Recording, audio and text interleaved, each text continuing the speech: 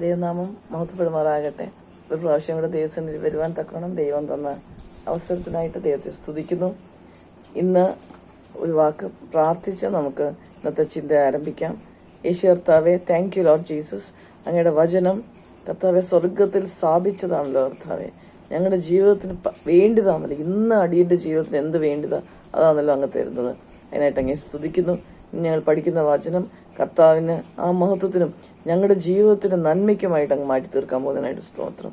യേശു കർത്താവിൻ്റെ നാമത്തിൽ തന്നെ ആമേൻ. ഓക്കെ, പുറപ്പാട് പുസ്തകം 13-ാം അധ്യായം അതിൻ്റെ 17-ാം വാക്യം വായിക്കാം. ഈ അധ്യായത്തിൽ ദൈവം എങ്ങനെ ഇസ്രായേൽ മക്കളെ മിസ്രൈമിൽ നിന്ന് വിടുവിച്ചു എന്നുള്ള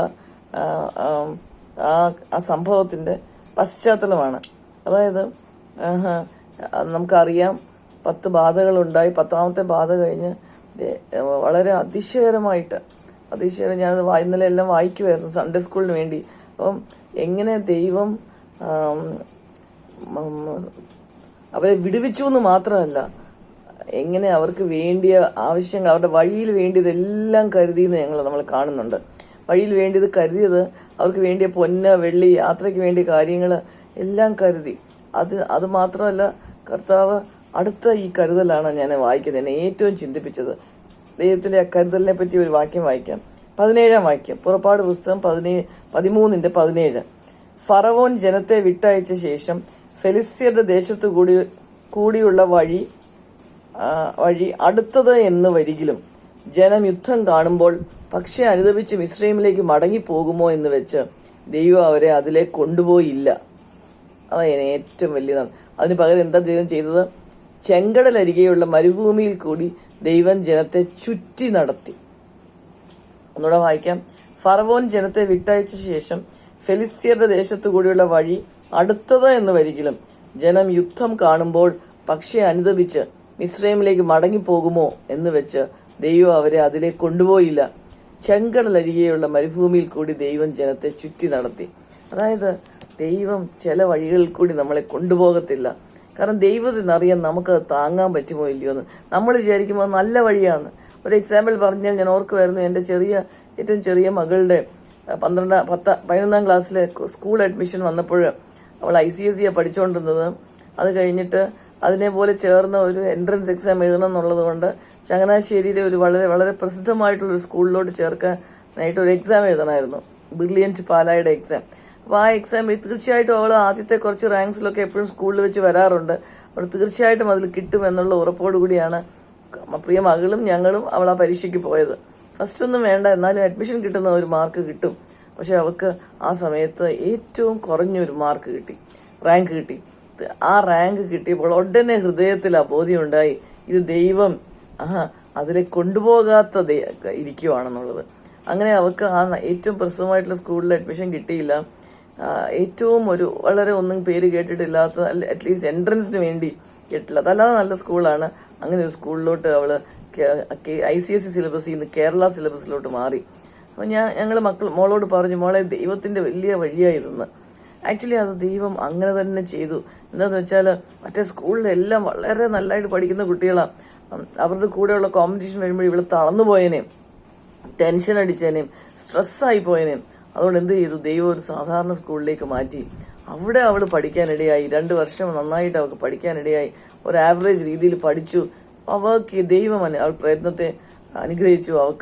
അവൾക്ക് ആഗ്രഹിച്ച രീതിയിൽ ഒരു അഡ്മിഷൻ അവൾക്ക് കൊടുത്തു. ഫൈനലി 12 കഴിഞ്ഞപ്പോൾ ഞാൻ ഓർക്കുമായിരുന്നു, ചിലപ്പോൾ മറ്റേ സ്കൂളിലായിരുന്നു കിട്ടിയിരുന്നെങ്കിൽ അവളെ ഇടയ്ക്ക് തളർന്നു പോയിട്ട് എനിക്കിത് വേണ്ട അമ്മ, എനിക്ക് കണ്ടിന്യൂ ചെയ്യാൻ പറ്റില്ല എന്ന് അവൾ പറഞ്ഞേനെ. അപ്പം ഞാൻ ആ വാക്യം ഒന്നും കൂടെ വായിക്കാം ഇംഗ്ലീഷിൽ. Now it came about when Pharaoh had let the people go, that God did not lead them by the way of the land of the Philistines, even though it was near. For God said, lest the people change their minds when they see war and return to Egypt. Hence God led the people around by the way of the wilderness to the Red Sea. And from the sons of Israel went up in martial array from the land of Egypt. God led the people around by the way of the wilderness. ഒരിക്കൽ നമുക്ക് ആഗ്രഹിക്കാത്തൊരു സ്ഥലമാണ് മരുഭൂമി. പക്ഷെ മരുഭൂമിയിൽ കൂടിയാ ദൈവം നടത്തിയത്. ഭയങ്കര ഷോർട്ടായിട്ട് എല്ലാവരും അന്നത്തെ കാലത്ത് ആൾക്കാർ ഈജിപ്തിൽ നിന്ന് കെനനിലോട്ട് പോകണമെങ്കിൽ ഒരു ഷോർട്ട് വേ ഉണ്ട്, കോസ്റ്റ് വഴി. പക്ഷെ ദൈവം അതുവഴിയല്ല നടത്തിയത്. ദൈവത്തിന് അറിയാം നമ്മളെ എങ്ങനെയാണ് നടത്തേണ്ടത്. വിൽഡർനെസ്സിൽ മരുഭൂമിയിൽ പോയപ്പോൾ ദൈവം അവരെ വെറുതെ വിട്ടോ? ഇല്ല. എന്തുവാ 21-ാം വാക്യത്തിൽ വായിക്കുന്നത്?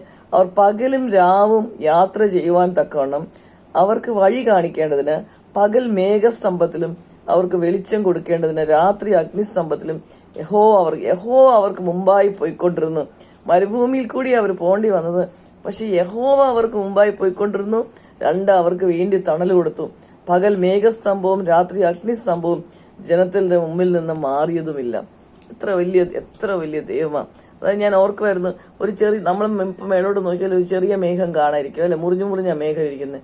പക്ഷെ ഇത്രയും വലിയൊരു ജനക്കൂട്ടത്തെ, ഇപ്പൊ 20 ലക്ഷമെങ്കിലും വരുന്ന, എത്രയോ വലിയൊരു കണക്ക് വരുന്ന ആ ഈ ജനക്കൂട്ടത്തെ, അവരുടെ ആടുമാടുകളെ കവർ ചെയ്യാൻ എത്ര വലിയ മേഘസ്തംഭമായിരിക്കും, എത്ര വലിയ പില്ലർ ഓഫ് ഫയർ ആയിരിക്കും വേണ്ടിയിരുന്നത്.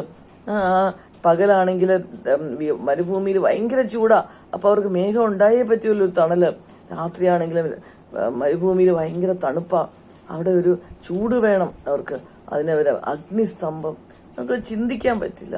അതായത് ദൈവം ചുറ്റി നടത്തിയത് നമ്മൾ പലപ്പോഴും വിചാരിക്കും, എന്താ നമ്മുടെ ആൻസേഴ്സ് പെട്ടെന്ന് ആൻസർ ആവാത്തെ, എന്താ ഇത്രയും സമയം എടുക്കുന്നത്, ദൈവം എന്തിനാ ഇങ്ങനെ ചുറ്റി നടത്തുന്നത്, പെട്ടെന്ന് ദൈവത്തിന് തന്നാ പോരെ? ഇല്ല, ദൈവത്തിന്റെ പ്ലാൻ അതാ. ദൈവത്തിന്റെ പ്ലാനാ ബെസ്റ്റ് പ്ലാന്. അപ്പൊ ആക്ച്വലി അങ്ങനെ പോയതുകൊണ്ടാണ് അവർക്ക് ആ ചെങ്കടലിൽ കൂടിയൊക്കെ പോകാൻ വന്നത്. അല്ലെങ്കിൽ ഒരിക്കലെങ്കിലും വിചാരിക്കുമോ ഈ ഒരു ഇത്രയും വലിയൊരു കടലിന്റെ നടുക്കൂടെ ഉണങ്ങിയ നിലത്തൂടെ പോകാൻ പറ്റുമെന്ന്? അപ്പൊ ദൈവം ആ വഴിമധ്യേ വലിയൊരു ചെങ്കടൽ, ഇത്രയും വർഷം കഴിഞ്ഞ്, എത്രയോ 10,000-3000 വർഷം കഴിഞ്ഞതിന് ശേഷം നമ്മളിപ്പോഴും ആ ചെങ്കടലിൽ കൂടി ജനം നടന്നത് നമ്മളിപ്പോഴും പാടി ആശ്വസിക്കാറില്ലേ? അപ്പോൾ നമ്മുടെ ജീവിതം കണ്ടിട്ട് അനേകരെ ആശ്വസിക്കാൻ, നമുക്ക് തന്നെ വലിയൊരു ആശ്വാസമായി തീരാൻ, നമ്മുടെ ധൈര്യം വർദ്ധിക്കാൻ, എപ്പോഴും നമുക്കൊരു പ്രയാസത്തിൽ കൂടി കടന്ന് നമ്മൾ പുറത്ത് വരുമ്പോൾ നമ്മൾ ബലപ്പെട്ടാ വരുന്നത് അല്ലേ? ആ രീതിയിൽ ദൈവം നമ്മളെ നടത്താൻ വേണ്ടിയാ. ഞാനിത് വായിച്ചപ്പോൾ വളരെ ആശ്വാസം കൈക്കൊണ്ടു. ചുറ്റി നടത്തി എന്നായിരിക്കും, ചുറ്റി നടത്തി. പക്ഷെ നമുക്കത് പലപ്പോഴും ഉടനെ നമുക്ക് സ്വീകാര്യമല്ല. നമുക്ക് ചുറ്റി നടക്കാൻ ഇഷ്ടമില്ല. നമുക്ക് എത്രയും പെട്ടെന്ന് നമ്മുടെ പ്രാർത്ഥനയ്ക്കുള്ള ഉത്തരം കിട്ടണം. കർത്താവ് എത്ര അതിശയം! നമ്മളെ ചില സമയങ്ങളിൽ നമ്മളെ വഴി നടത്തുന്നത് ചുറ്റിയ, ലെറ്റ് ദ പീപ്പിൾ അറൌണ്ട്. പക്ഷെ കർത്താവ് നമുക്ക് വേണ്ടത് മുമ്പായി ഓൾറെഡി ഒരുക്കി വെച്ചിട്ടുണ്ട്. നമുക്ക് ഒരു പരീക്ഷയും ആ വാക്യം ഒന്ന് വായിക്കാം. 1 കൊരിന്ത്യർ 10:13.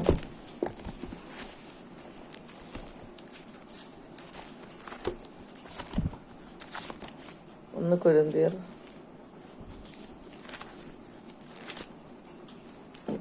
വളരെ പരിചിതമായിട്ടുള്ളൊരു വാക്യമാണ്. മനുഷ്യർക്ക് നടപ്പല്ലാത്ത പരീക്ഷ നിങ്ങൾക്ക് നേരിട്ടിട്ടില്ല. അങ്ങനെ ദൈവം പറയുവാണെങ്കിൽ ദൈവം കള്ളം പറയും. നമ്മൾ വിചാരിക്കും, അയ്യോ നമ്മുടെ പരീക്ഷ എത്ര പ്രയാസമാണ്. അല്ല, ദൈവം വിശ്വസ്തൻ. നിങ്ങൾക്ക് കഴിയുന്നതിന് മീതെ പരീക്ഷ നേരിടുവാൻ സമ്മതിക്കാതെ നിങ്ങൾക്ക് സഹിപ്പാൻ കഴിയേണ്ടതിന് പരീക്ഷയോടുകൂടി അവൻ പോക്കുവഴിയും ഉണ്ടാക്കും. നമുക്ക് പറ്റുന്നതേ ദൈവം നമുക്ക് തരുള്ളൂ. ഒരിക്കലും നമ്മളത് മറക്കരുത്. ഒരു വാക്യം കൂടെ വായിക്കാം. 42 യെശയ്യാവ് 42. അതിനകത്ത് ഒരു വാക്യം കൂടെ വായിച്ചോട്ടെ. നമ്മൾ കണ്ണ് കുരുടാന്ന് തോന്നുമ്പോൾ ദൈവം നമ്മളെ എങ്ങനെ നടത്തുന്നത് വളരെ നമുക്കറിയാവുന്നൊരു വാക്യമാണ്. 16-ാം വാക്യം. I will lead the blind by a way they do not know. In paths they do not know, I will guide them. I will make darkness into light before them, rugged places into plains. These are the things I will do. ഇതൊരു വലിയ ആശ്വാസം അല്ലേ? 42:16 മലയാളത്തിൽ വായിക്കാം. ഞാൻ കുരുടന്മാരെ, അതായത് നമുക്കൊരു പ്രത്യേക കാര്യത്തിൽ നമുക്ക് കണ്ണ് കാണുന്നില്ല, എന്താ ചെയ്യേണ്ടതെന്ന് നമുക്ക് അറിയുന്നില്ല. അപ്പൊ കുരുടായിട്ടിരിക്കുന്ന സമയത്ത്, ബ്ലൈൻഡ് ആയിട്ടിരിക്കുന്ന സമയത്ത് കർത്താവ് പറയുക, അവർ അറിയാത്ത വഴിയിൽ നടത്തും, അവരറിയാത്ത പാതകളിൽ അവരെ സഞ്ചരിക്കുമാറാക്കും. ഞാൻ അവരുടെ മുമ്പിൽ ഇരുട്ടിനെ വെളിച്ചവും ദുർഘടങ്ങളെ സമഭൂമിയുമാക്കും. ഞാൻ ഈ വചനങ്ങളെ വിട്ടുകളയാതെ നിവർത്തിക്കും. എത്ര വലിയ പ്രോമിസാ ദൈവത്തിന്റെ. ഐ വിൽ ഡൂ ദിസ് എന്നാ ഭർത്താവ് പറഞ്ഞിരിക്കുന്നത്. നമുക്ക് ചിലപ്പം ചുറ്റി നടക്കുന്ന പോലെ നമുക്ക് തോന്നുമായിരിക്കും, നമുക്ക് ഒന്നും കാണുന്നില്ല എന്ന് തോന്നുമായിരിക്കും, എങ്ങനെ അടുത്ത സ്റ്റെപ്പ് മുമ്പോട്ട് വെക്കുമെന്ന് തോന്നുമായിരിക്കും. പക്ഷെ കർത്താവ് ഇസ്രായേൽ മക്കളെ നടത്തി. കർത്താവ് നമ്മളെ കഴിഞ്ഞ ദിവസങ്ങളിലും നടത്തി, കഴിഞ്ഞ കാലങ്ങളിൽ നടത്തി. അനേക ദേവദാസന്മാരെ നടത്തി ദൈവം. ആ ദൈവം തീർച്ചയായിട്ടും തന്റെ വചനം നിവർത്തിക്കും എന്നുള്ളതിന് 100% ഉറപ്പാണ്. ഈ നമ്മൾ ഇന്ന് പഠിച്ച വാക്യം, പുറപ്പാട് പുസ്തകം 13:16. ആ വാക്യം ഒന്നും കൂടെ വായിക്കട്ടെ. 17. ഫറവോൻ ജനത്തെ വിട്ടയച്ച ശേഷം ഫെലിസ്ത്യരുടെ ദേശത്തു കൂടിയുള്ള വഴി അടുത്തത് എന്ന് വരികിലും ജനം യുദ്ധം കാണുമ്പോൾ പക്ഷേ അനുതപിച്ച് മിസ്രൈമിലേക്ക് മടങ്ങി പോകുമോ എന്ന് വെച്ച് ദൈവം അവരെ അതിലെ കൊണ്ടുപോയില്ല. ചെങ്കടലരികെയുള്ള മരുഭൂമിയിൽ കൂടി ദൈവം ജനത്തെ ചുറ്റി നടത്തി. ദൈവമാണ് നമ്മെ ചുറ്റി നടത്തുന്നത് ചില സാഹചര്യങ്ങളിൽ. എന്നാൽ ആ സമയത്ത് ദൈവം അങ്ങനെ നടത്തുമ്പോൾ നമുക്ക് യഹോവ മുമ്പായി നടന്നു എന്ന് വായിക്കുന്നു. ആ വാക്യം കൂടെ വായിക്കാം. പകൽ മേഘസംഭവം രാത്രി അഗ്നിസംഭവം ജനത്തിന്റെ മുമ്പിൽ നിന്ന് മാറിയതുമില്ല. മാത്രമല്ല അതിന് തൊട്ട് മുമ്പിൽ യഹോവ അവർക്ക് മുമ്പായി പോയിക്കൊണ്ടിരുന്നു. എത്ര ആശ്വാസമാ! യഹോവ മുമ്പായി പോയിക്കൊണ്ടിരിക്കുന്ന വഴി മാത്രം മതി നമുക്ക്, അല്ലാത്ത വഴി നമുക്ക് വേണ്ട. ദൈവത്തെ നമുക്ക് സ്തുതിക്കാം. ദൈവം നമ്മളെ സഹായിക്കട്ടെ.